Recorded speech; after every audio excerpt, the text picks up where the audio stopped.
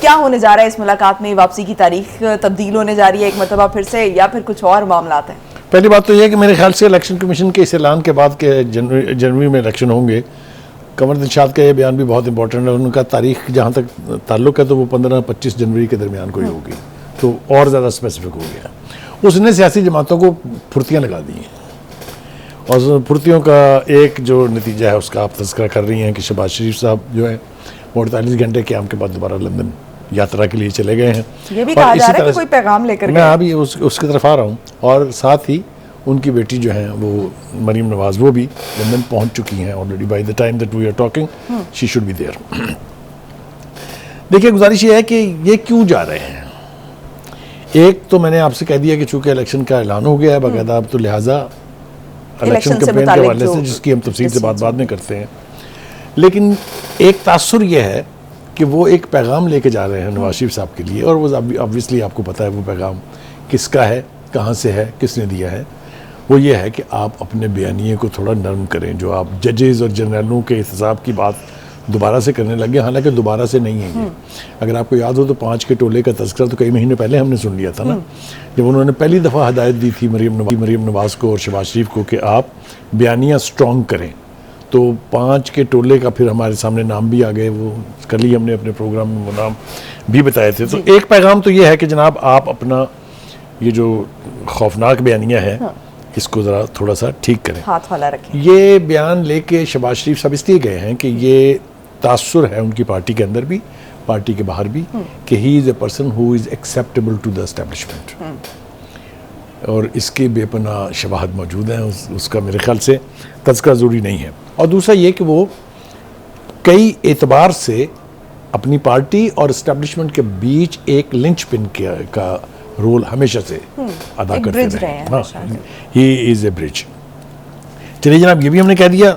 अब दूसरी तरफ हम देख रहे हैं कि जी मरीम नवाज जो है वो चाहती हैं, जो शहबाज शरीफ साहब हैं वो मेरे ख्याल से नवाज शरीफ साहब को ये पैगाम भी देंगे कि आप अपनी वापसी अभी कुछ देर के लिए ताख़ीर कर दें। अच्छा, उसकी वजह ये है कि जब तक आप अपना बयानिया नहीं बदलेंगे तो आप तशरीफ ना ही लाएं तो बदलने में कितनी देर लगती है? वो नवाज शरीफ साहब, जिसका नाम है नवाज शरीफ, वो काफ़ी क्या कहते हैं टफ आदमी है। इतनी जल्दी वो कन्विंस भी नहीं होंगे और इतनी जल्दी वो मानेंगे भी नहीं। लेकिन ये तो मरीम नवाज ने भी कहा है ना, मरीम नवाज ने भी अपने जलसे में जो कल खिताब किया उन्होंने भी कहा है कि मैं और नवाज शरीफ जो हैं वो इंतकाम लेने पर यकीन नहीं रखते। उसको ज़रा जो देखिए, इंतकाम लेना ये बिल्कुल ठीक सियासी बयान है कि हम we don't believe in revenge, लेकिन साथ साथ वो इसरार कर रहे हैं कि वो जिन्होंने उनकी हुकूमत का तख्ता उठा था, वो जिन्होंने उनको सियासत से बाहर किया था, उनको किसी सूरत ना छोड़ा जाए।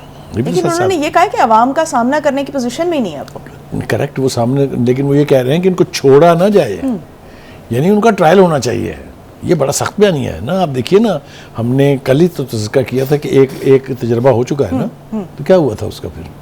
तो इसलिए मेरे ख्याल से तो जो मरियम है वो ये चाह रही हैं कि कुछ भी हो जाए, अब नवाज शरीफ को गिवन डेट 21 अक्टूबर को वापस आ जाना चाहिए। और मेरे ख्याल से उनका इसरार जो है वो बिल्कुल ठीक भी है। आप देखें उनकी पार्टी के अंदर भी 2 धड़े हैं। एक वो डेडिकेटेड वर्कर और लीडर्स हैं जो नवाज शरीफ के साथ जुड़े हुए हैं, जो भी वो कहें, जो भी वो करें उसके साथ हैं। दूसरे वो शहबाज शरीफ साहब अनदर फैक्टर जो प्रो एस्टेब्लिशमेंट भी हैं, और कुछ ऐसे MNA MPs भी हैं जिसका तज़किरा जो है हम बाद में करेंगे, वो जो इसके साथ तहफ़्फ़ुज़ात का इज़हार भी कर रहे हैं।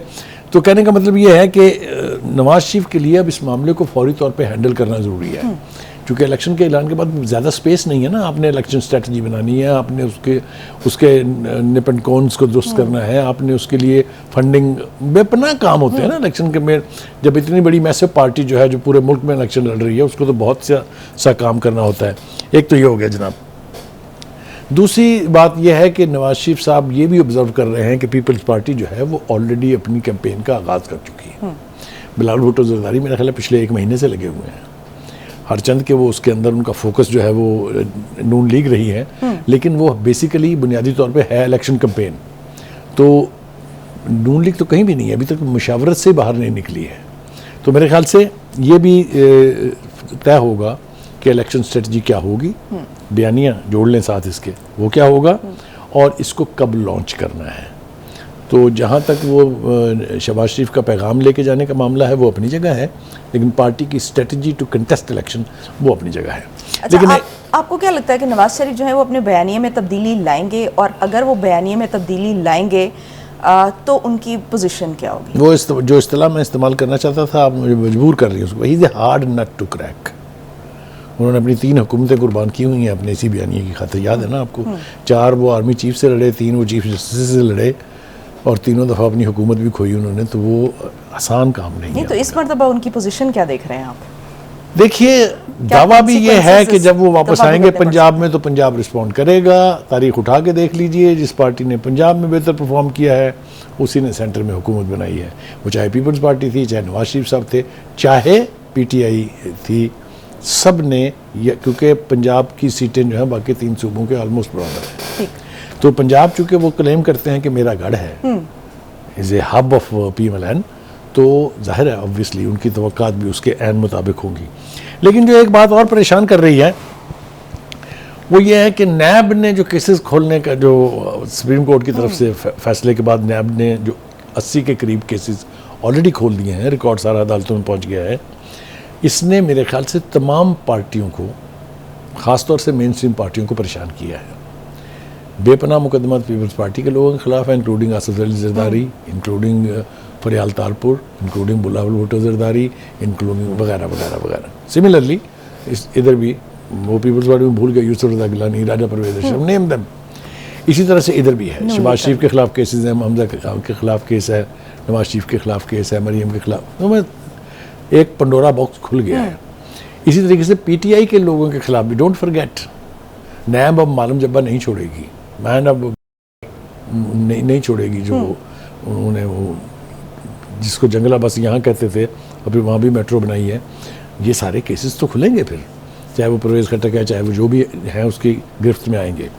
तो एक तो इसने थोड़ी सी एक हंगामी सूरत हाल जो है क्रिएट कर दिया ऑब्वियसली।